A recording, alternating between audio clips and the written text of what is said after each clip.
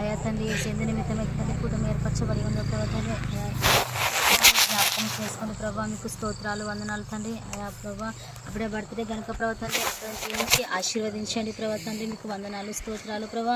గడిచిన సంవత్సరాలంతా మీరు కాచి కాపాడి ప్రభా మరి ఒక సంవత్సరాన్ని ప్రభా జీవితాన్ని అనుగ్రహించినందుకే మీకు స్తోత్రాలు వందనాలు చెల్లించుకుంటున్నాను తండ్రి ప్రభా. అయా ప్రభా యేసు రాజ్యం మీకు వందనాలు స్తోత్రాలు. అయా మీ దాసుని మీరు జ్ఞాపకము చేసుకొని ప్రభా తండ్రి యేసయ్య విసులు చట్టం మరుగుపరుచుకొని ప్రభా రాత్రికాల సమయంలో ప్రభా నోటి బురగా వాడుకున్నాను ప్రభా. మీకు వందనాలు స్తోత్రాలు. మాకు కావాల్సిన వాక్యం ద్వారా తండ్రి మీరు మాట్లాడండి ప్రభా తండ్రి యేసయ్య. అయా విన్న ప్రతి ఒక్క లేఖనాన్ని ప్రభా నీరు కట్టి ఫలింప చేసుకున్నట్టుకు సహాయం చేయండి ప్రభా. అయా ఒక చెవితో విని ఒక చెవితో విడిచిపెట్టి వారిగా మేము ఉండకుండా ప్రభా తండ్రి యేసయ్య వాక్యానుసారంగా మేము జీవించడానికి సహాయం మరి మాకు అనుగ్రహించమని యేసుక్రీస్తు నామములో అడిగి వేడుకుంటున్నాను తండ్రి.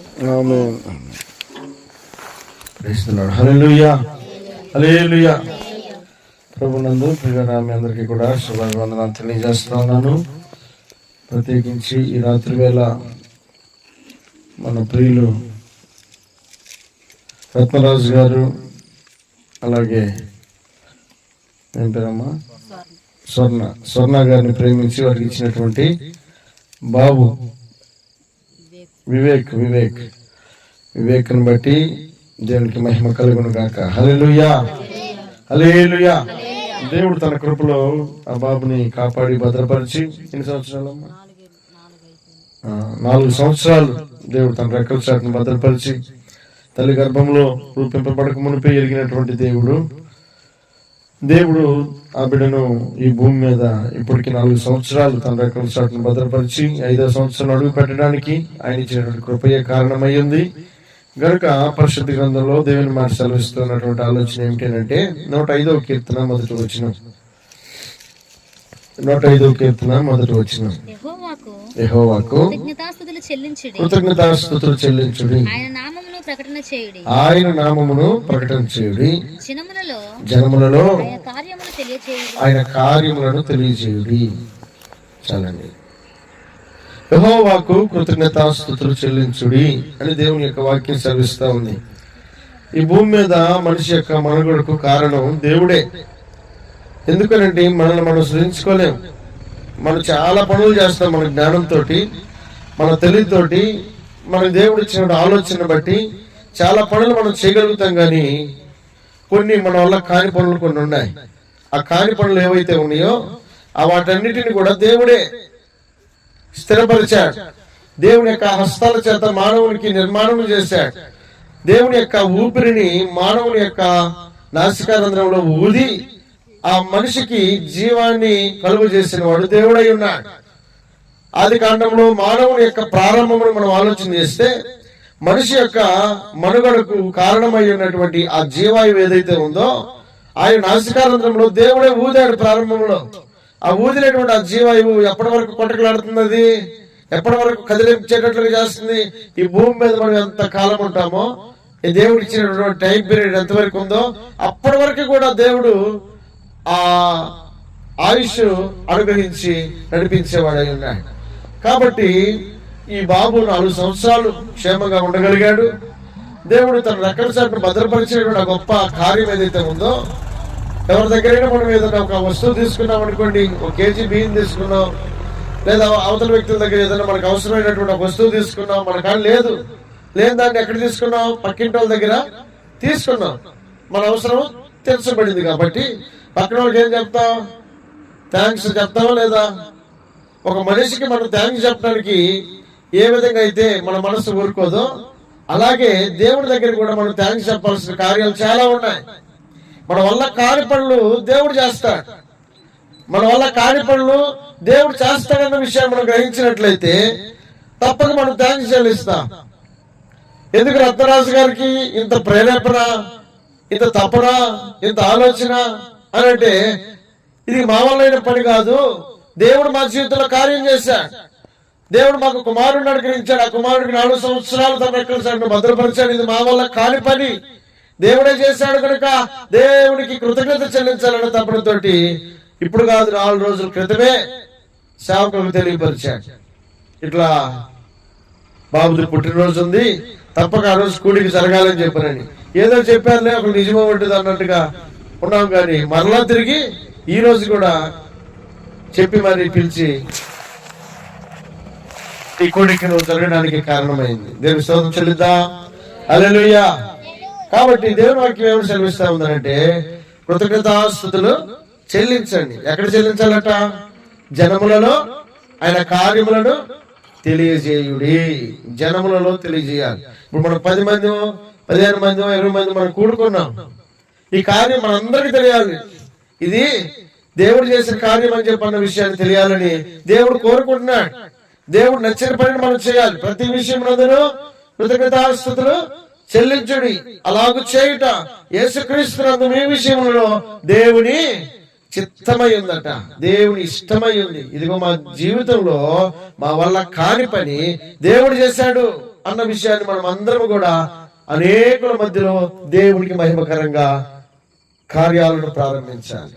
దేవుని స్తోత్రం చెల్లిద్దాం. హల్లెలూయా. కాబట్టి ఈ రాత్రి వేళ దేవుడు వారి జీవితంలో చేసిన మేలు, దేవుడు ఆ బాబును తన రెక్కల చాటును భద్రపరిచాడు. అయితే భక్తుడైనటువంటి దావీదు చాలా వయసు గడించిన తర్వాత, రాజు అయిన తర్వాత, గొప్పవాడైన తర్వాత, పేరు ప్రతిష్టలు పొందిన తర్వాత, చాలాసార్లు మనం ఏమనుకుంటాం, ఈ భూలోకంలో ఉన్నటువంటి వ్యక్తులు మనం ఆలోచన చేస్తే ఒక స్థాయికి వెళ్ళిన తర్వాత ఏమంటారు తెలుసా? సామెత ఒకటి ఉంది, ఆ వంకర టెంకర్ ఏంటి అని అంటారట. చింతకాయలను చూసి ఏమంటారు? ఆ వంకర టెంకర్ ఏంటి అని అంటారు. ఒకప్పుడు వాటి రంగు తెలుసు, వాటి రుచి తెలుసు, అవేంటో కూడా తెలుసు. కానీ కొంచెం స్థాయి పెరిగేసరికి మాటల్లో మార్పు వస్తుంది. కానీ దావీదట గొర్రెలు కాసేటప్పుడు దేవుణ్ణి ఏ విధంగా అయితే స్తుతిస్తూ వచ్చాడో, దేవునికి ఏ విధంగా అయితే దగ్గరగా ఉన్నాడో, దేవుని కార్యాలను ఏ విధంగా అయితే చూడగలిగాడో, రాజైన తర్వాత కూడా, తన స్థాయి పెరిగిన తర్వాత కూడా, అతను గొప్పవాడైన తర్వాత కూడా, అనేకుల మధ్యలో అతను గణపరచబడుతున్న సమయంలో కూడా దావీదు అంటాడు 139వ కీర్తన 13వ వచనం నుండి,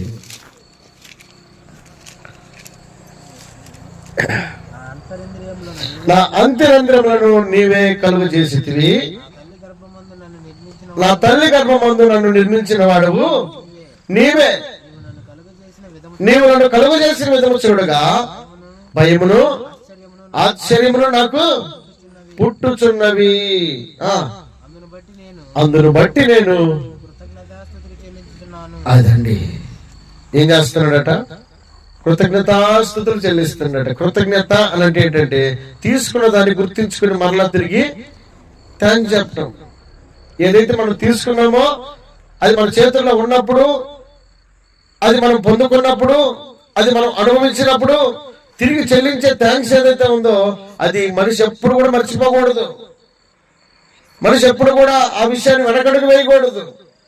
దావీదు గుర్తెరిగినటువంటి సత్యం ఏంటి అంటే, దావీదు జీవితంలో అతను ఆ భూమి మీద సజీవంగా నిలవబడ్డానికి కారణమైనటువంటి దేవుని గుర్తించుకుంటా ఉన్నాడు. అతను గొర్రెల దగ్గర నుండి పిలిచినటువంటి దేవుని గుర్తించుకుంటా ఉన్నాడు. అతను స్థాయి పెరిగిన తర్వాత స్థాయికి కారణమైనటువంటి దేవుని గుర్తించుకుంటా ఉన్నాడు. దేవుని యొక్క గొప్పతనాన్ని ఎరిగినటువంటి దావీదు అతను గొప్పవాడని ఆలోచన చేయడం లేదు, కానీ నన్ను సృజించినటువంటి దేవుడు గొప్పవాడని చెప్పని దావీదు కృతజ్ఞతాస్తుతులు చెల్లిస్తున్నాడట. నా అంత్యరంధ్రములను నీవే కలుగజేసితివి. అంత్యరంధ్రములు అవి పై కనపడతాయా?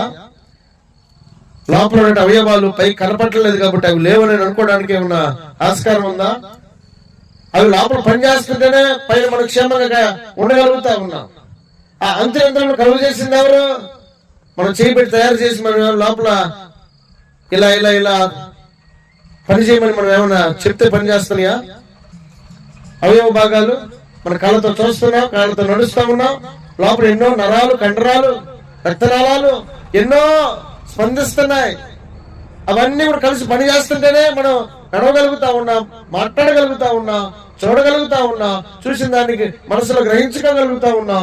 ప్రతి అవయవ భాగాన్ని నిర్మించిన వాడు దేవుడు అన్న విషయాన్ని దావీదు ఎరిగాడు. అందుకే అంటాడు కదా, నా అంత్యరంధ్రములను నీవే కలుగు చేసితివి, నా తల్లి గర్భమందు నన్ను నిర్మించిన వాడవు నీవే. కాబట్టి అందరి బట్టి నేను నీకు కృతజ్ఞతాస్తుతులు చెల్లిస్తున్నాను. ఇది మనిషి ఎరగాల్సిన సత్యం.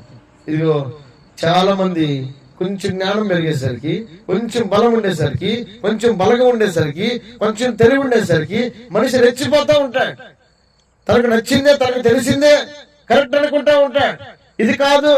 మనం ఏ స్థాయిలో ఉన్నా, ఏ పరిస్థితిలో ఉన్నా, ఎంత జ్ఞానవంతులమైనా, ఎంత తెలివి కలవరమైనా, ఎంత బలవంతులమైనా, మనం తెలుసుకోవాల్సిన ఒక సత్యం ఏంటంటే, ఈ బలానికి, ఈ జ్ఞానానికి కారణమైనటువంటి దేవుడు నన్ను సృజించాడు. కాబట్టి ఆయనకు నేను లోబడాలన్న మనసును ప్రతి ఒక్కరు కలిగి ఉండాలి. దేవుడు ఇచ్చాడన్న విషయాన్ని ప్రతి ఒక్కరు తెలుసుకొని ఉండాలి.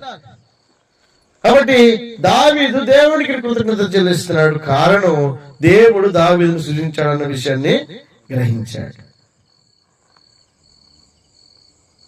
కాబట్టి పరిశుద్ధ గ్రంథంలో ఒక తల్లి తన యవన కాలంలో బిడ్డల కోసం ఎదురు చూసిందట. ఎదురు చూస్తే బిడ్డలు కలగలేదు. చాలా సంవత్సరాలు వేదన పడింది, అవమానపడింది, కన్నీరు కార్చింది, రోధించింది. శిలోహు మందిరంలో సంవత్సరాల తరబడి వెళ్తుంది, వస్తుంది, వెళ్తుంది, వస్తుంది. ఆమె యొక్క ప్రతిఫలము ఆమె పొందలేకపోతా ఉంది. ఒకనొక దినాన తీర్మానం చేసుకుందట, దేవా నాకు ఒక మగబిడ్డను కనుక నువ్వు ఇస్తే నేను నీ కొరకు పెంచుతాను అని చెప్పిన అందట. ఇచ్చినప్పుడు ఆయన కొరకు పెంచాల్సినటువంటి బాధ్యత ఆమె మీద నిలిచి ఉంది. తీసుకున్న తర్వాత తీసుకునే వరకు ఒకలాగుంటారు మనుషులు. తీసుకున్న తర్వాత వారి యొక్క స్థితిగతులు, పరిస్థితులు, ఆలోచనలు మారిపోతా ఉంటాయి. చాలా చోట్ల మనం చూస్తూ ఉంటాం. వారు చేజిక్కించుకునే వరకు బాగానే ఉంటారు. చేతికి అందిన తర్వాత నువ్వెవరో నేనెవరు అసలు నాకు తెలియదు అన్నట్లుగానే వారి యొక్క హావభావాలు కనబడతా ఉంటాయి. అయితే ఈ హన్నాను పడేటువంటి ఆమె దేవుని అడిగింది, ప్రాధేయపడింది, ప్రార్థించింది. పొందుకోవడానికి దేవుని యొక్క సన్నిధిలో ఆమె నిలిచి ఉంది.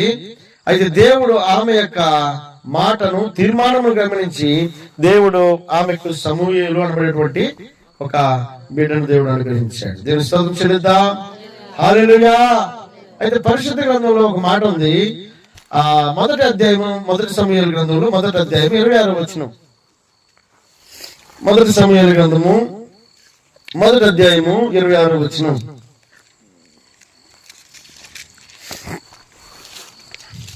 నా ఏలినవాడా, నా ఏలిన వాని ప్రాణము తోడు నీ యొద్ద నిలిచి యెహోవాను ప్రార్థన చేసిన స్త్రీని నేనే ఈ బిడ్డను దయచేయమని యెహోవాతో నేను చేసిన మనవిని ఆయన నాకు అనుగ్రహించెను. కాబట్టి నేను ఆ బిడ్డను యెహోవాకు ప్రతిష్ఠించుచున్నాను. దాను బ్రతుకు దినములన్నిటను వాడు యెహోవాకు ప్రతిష్ఠితుడని చెప్పాను. చాలండి. ఏం చేస్తుంది తల్లి? పొందుకోబోయే ముందు ఆమె ఒక తీర్మానం చేసుకుంది, దేవా నాకు కనుక ఒక మగ బిడ్డని ఇస్తే నేను నీకు ఇస్తానయ్యా అని చెప్పని అనుకుందట. అనుకున్నటువంటి ఈమె చక్కటి బిడ్డను దేవుడు అనుగ్రహించాడు. ఇచ్చిన తర్వాత తీసుకున్నటువంటి ఆమె ఇప్పుడు చెప్తుంది, ఆమె కృతజ్ఞతతో మాట్లాడుతూ ఉంది. తీసుకున్నటువంటి ఆమె దేవునితో చేసిన నిబంధనను మర్చిపోలేదు. ఆ తల్లి ఏ విధమైనటువంటి ఆలోచనతో ఆ బిడ్డను పొందుకుందో ఆ ఆలోచనలో ఆమె తప్పిపోలేదట. ఏమని మాట్లాడుతుంది వాక్యం అని అంటే, చదువుదాం ఒక ఆ మాట. నా ఏలిన వాని ప్రాణము తోడు నీ యొద్ద నిలిచి యెహోవాను ప్రార్థన చేసిన స్త్రీని నేనే. ఇదిగో దేవా, నేను నీకు ప్రార్థన చేశానే, ఆ స్త్రీని నేనే. ఈ బిడ్డను దయచేయమని యెహోవాతో నేను చేసిన మనవి ఆయన నాకు అనుగ్రహించెను. కాబట్టి నేను ఆ బిడ్డను యెహోవాకు ప్రతిష్ఠించుచున్నాను. అదండి, ఇచ్చింది ఎవరిని ఒప్పుకుంటుంది? యెహోవా నాకు ఇచ్చాడు, నేను మరలా తిరిగి ఎవరికి ఇస్తానంటుంది? యెహోవాకి ఇస్తానంటుంది. అంటే దేవునికి అప్పగించడానికి ఆ తల్లి తీర్మానం చేసుకుందట. ఈ రాత్రి వేళ నీవు నేను మనం సమకూడినటువంటి ఉద్దేశము, మనం అందరం ఎరిగిన వారమే. వివేక్ కనబడేటువంటి ఈ బాబు ఆ తల్లిదండ్రులకు అనుగ్రహించింది ఎవరు? వారి శక్తి సామర్థ్యాలు, వారి జ్ఞానము, వారికి ఉన్నటువంటి పరిస్థితులు బట్టి ఆ బిడ్డ అనుగ్రహింపబడ్డా అంటే దేవుని యొక్క కటాక్షము వలన, దేవుని యొక్క కృప వలన, దేవుడు వారి జీవితంలో చేసిన మేలును బట్టి ఆ బిడ్డను ఎవరికి ప్రతిష్ఠించాలి? దేవునికి ప్రతిష్ఠించాలి. ఎందుకంటే ఆ బిడ్డ దేవుడు అనుగ్రహించినటువంటి బహుమానమైంది. గర్భఫలము యెహోవా అనుగ్రహించు బహుమానము, కుమారుడు యెహోవా అనుగ్రహించు. ఎవరు అనుగ్రహిస్తారు? యెహోవా అనుగ్రహించు స్వాస్థ్యమట. దేవుడు అనుగ్రహించకపోతే, దేవుడు కటాక్షించకపోతే, దేవుడు దీవించకపోతే, దేవుడు మనం గమనించకి గుర్తించుకోకపోతే ఈ బహుమానం మన చేతిలో ఉండగలుగుతుందా? ఈ బహుమానానికి కారణం ఎవరు? దేవుడు. అన్న అంటా ఉంది, దేవా నేను నీకు మనవి చేసుకున్నప్పుడు నువ్వు నాకు దయచేసావే, నా వల్ల అయిన పని కాదు ఇది, నీవు ఇచ్చినటువంటి బహుమానము కనుక నేను నీ కొరకు ప్రతిష్ఠిస్తా ఉన్నాను అంటున్నాడు అంటుంది. రాత్రి వేళ ఈ తల్లి తండ్రి గుర్తించాల్సిన సత్యం ఏంటంటే మన బిడ్డలను దేవునికి ప్రతిష్ఠించాలి. ప్రతిష్ఠించడం అంటే దేవుని పనులకు నిమగ్నమయ్యేటట్లు చేయాలి, దేవుని వాక్యములకు మనం దగ్గర చేయాలి, దేవుని కార్యాలకు మనం దగ్గర చేయాలి, దేవుడితో ఉన్నటువంటి సత్సంబంధాన్ని ఆ బిడ్డకు పరిచయం చేయాలి. ఈ లోకాన్ని మనం పరిచయం చేస్తే ఈ లోకము పాడు చేస్తుంది, ఈ లోకం మనల్ని దూరం చేస్తుంది. కాబట్టి మనం పరిచయం చేయాల్సింది దేవుని పరిచయం చేయాలి, భక్తిని పరిచయం చేయాలి, భయభక్తులను పరిచయం చేయాలి. కాబట్టి ఈ రాత్రి వేళ దేవుని యొక్క వాక్యం సెలవిస్తా ఉంది, మన బిడ్డలను దేవునికి ప్రతిష్ఠించే వారమై ఉండాలి. దేవుని స్తోత్రం చెల్లిద్దాం. హల్లెలూయా. రెండవది అదే 2వ అధ్యాయంలో 26వ వచనం. బాలుడగు సమూయేలు ఇంకను ఎదుగుచు యెహోవా దయయందును మనుషుల దయయందును అదండి వర్ధిల్లడానికి కారణం. ఈ సమూయేలు అనేటువంటి బాబట మనుషుల దయయందును దేవుని దయయందును వర్ధిల్లుతా ఉన్నాడట. ఈ వర్ధిల్లడానికి తల్లి చేసినటువంటి ప్రారంభపు పునాది ఏంటంటే దేవునికి ప్రతిష్ఠించిందట. దేవునికి ప్రతిష్ఠించింది. మొక్కై వంగంది మౌన ఎగుతుందా? ప్రారంభంలో దేవునికి ప్రతిష్ఠించింది, దేవునికి అప్పగించింది, దేవుని కార్యాలకు నిమగ్నమయ్యేటట్లుగా చేసింది. దేవుడు అంటే భయం ఏంటో, దేవుడు అంటే భక్తి ఏంటో నేర్పినటువంటి కారణాన్ని బట్టి ఆ సమూయేలు అనబడేటువంటి వ్యక్తి అట పెద్దల దయ్యందును దేవుని దయ్యందును వర్ధిల్లుతా ఉన్నాడట. మనం చేసే పని బిడ్డలకు దీవెనకరంగా ఉండాలి, మనం చేసే తీర్మానము బిడ్డలకు దీవెనకరంగా ఉండాలి. కాబట్టి బాబు వర్ధిల్లాలి అంటే ప్రతిష్ఠించాలి. ప్రతిష్ఠించినప్పుడు కలిగే ప్రయోజనం ఏంటంటే ఆ బాబు వర్ధిల్లుతాడు. మూడవది 3వ అధ్యాయం 20వ వచనం. కాబట్టి సమూయేలు యెహోవాకు ప్రవక్తగా స్థిరపడనని చాలండి. ఎంత గొప్ప దేవుడు అండి, ఎంత గొప్ప దేవుడు. సమూయేలుని ఎట్లా ఆశీర్వదించాడు తెలుసా? సమూయేలుకి ఇచ్చిన ఆధిక్యత ఏంటి? చదవమ్మా. కాబట్టి సమూయేలు యెహోవాకు ప్రవక్తగా స్థిరపడినని దాను మొదలుకొని బెయేర్షెబా వరకు ఇశ్రాయేలీయులందరూ తెలుసుకొనిరి. ఎవరికి? దేవునికి ప్రవక్తగా సమూయేలును దేవుడికి కోరుకున్నాడు, ప్రవక్తగా కోరుకున్నాడట. అనేకులను అభిషేకించిన ఆధిక్యతనిచ్చాడు. సౌలును అభిషేకించే ఆధిక్యతనిచ్చాడు, దావీదును అభిషేకించే ఆధిక్యతనిచ్చాడు. అలాంటి రాజులను అభిషేకించేటువంటి ఒక ప్రవక్తగా సమూయేలును దేవుడు ఎన్నుకున్నాడు. కాబట్టి దేవుని వాక్యం సెలవిస్తున్నటువంటి మాట ఏమిటంటే, నీవైనా నేనైనా బాల్యంలో మనము బిడ్డలను దేవునికి అప్పగించగలిగితే, దేవుని జ్ఞానముతో పెంచగలిగితే, వాక్యముతో మనం పెంచగలిగితే ఆ బిడ్డలు అనేకులు దీవెన పొందుకోగలుగుతారు. ఈ లోకంలో కనుక పెంచామనుకో అనేకుల మాటలు మన బిడ్డల మీద శాపాలుగా మిగిలిపోతాయి. ఈ లోకంలో నీవైనా నేనైనా చాలా జాగ్రత్తగా ప్రయాణించాల్సిన వారమైనా. కాబట్టి ఈ రాత్రి దేవుడు జ్ఞాపకం చేస్తున్న ఆలోచన ఏంటంటే ఆ వివేక్ని దేవునికి ప్రతిష్ఠిస్తూ, దేవునికి అప్పగిస్తూ, దేవుని యొక్క పనుల్లో దేవుని జ్ఞానమందును ఆ బిడ్డను పెంచగలిగితే ఆ బిడ్డ ఎలా ప్రయోజనం అవుతాడో తెలుసా? పెద్దల దయ్యందును దేవుని దయ్యందును వర్ధిల్లుతాడు. వర్ధిల్లినటువంటి ఆ వ్యక్తి యెహోవాకు ప్రతిష్ఠితులుగా సమూయేలు ఉన్నట్లుగా దేవుని యొక్క ఆశీర్వాదమునకు ఆ బాబు వారసుడు అవడానికి దేవుడు అవకాశం ఇచ్చేవాడై ఉన్నాడు. దేవుని స్తోత్రం చెల్లిద్దాం. హల్లెలూయా, హల్లెలూయా. కాబట్టి రాత్రి వేళ దేవుని వాక్యం సెలవిస్తా ఉంది, దేవుడు ప్రతి విషయంలో మనం కృతజ్ఞత చెల్లించేవారమై ఉండాలి. ఎక్కడ చెల్లించాలని అంటున్నాడండి? జనములలో ఆయన కార్యాలను తెలియపరచాలి. కాబట్టి ఆ కార్యాలు తెలియపరుస్తున్నటువంటి ఆ దేవుని యొక్క భయభక్తుల్లో బాబును పెంచుతూ, అలాగే అనేక ఆశీర్వాదమును, అలాగే పరలోకం నుండి దేవుని యొక్క ఆశీర్వాదమును కూడా పొందుకునేటువంటి అర్హత, అవకాశమును ఆ బాబు కలిగి ఉండాలని కోరుకుంటున్న మాటలు నేను ముగిస్తా ఉన్నా. ప్రతి ఒక్కరు కూడా తలలో ఉంచుతాను. వివేక్ కొరకు ప్రార్థించాలి.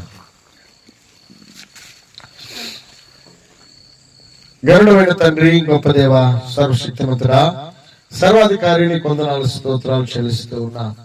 రాత్రి వేళ ప్రభా నీ కృపలో కాచి కాపాడి భద్రపరిచి క్షేమమునిచ్చిన ఆయన వివేక్ జీవితంలోనైనా దేవా చిన్న ప్రాయం నుండి ప్రభా దేవా ఆ బాబును కాపాడుతూ భద్రపరుస్తున్నాయన దేవా ఆ బాబు యొక్క నాసికారంధ్రములు నీ జీవాయువును ఊదినది మొదలుకొని ఆ బాబు చెల్లించగలుగుతున్నటువంటి దేవా ఆ కృపను మీరు ఇచ్చినందుకే నీకు వందనాలు ప్రభా. 4 సంవత్సరాలు భద్రపరిచారు నీ రెక్కల చాటున.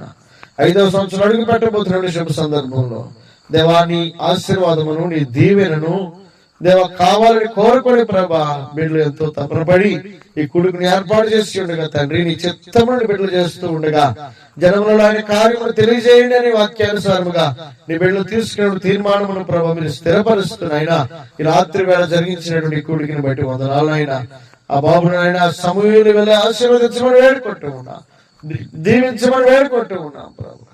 నీ కృప చేత బలపరచండి, వారి తల్లిదండ్రులను మీరు దీవించండి, ఆశీర్వదించమని వేడుకుంటూ ఉన్నాం ప్రభా. అలాగే ప్రభా చేరువచ్చిన బిడ్డలందరూ మీరు దీవించండి. ఈ ముఠాలో పనిచేస్తున్న బిడ్డలందరికీ నీ కాపుదల, క్షేమము, భద్రత, నెమ్మది, సమాధానము, ఆరోగ్యము కలుగును గాక అని సెలవిస్తూ ఉన్నాను. నీకు వందనాలు ఆయన.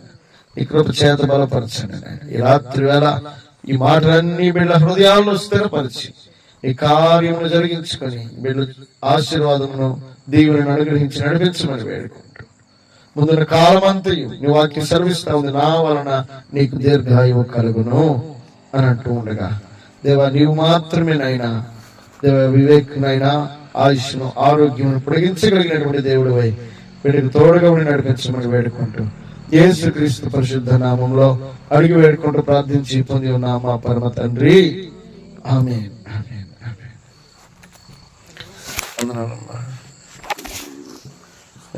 కార్యక్రమం